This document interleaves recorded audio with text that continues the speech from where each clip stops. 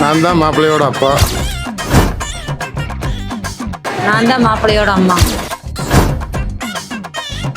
நான் தான் மாப்பிள்ளையோட சண்டைக்கார தங்கச்சி. நான் தான் மாப்பிள்ளையோட குட்டி தங்கச்சி. நான் தான் மாப்பிள்ளையோட அத்தை.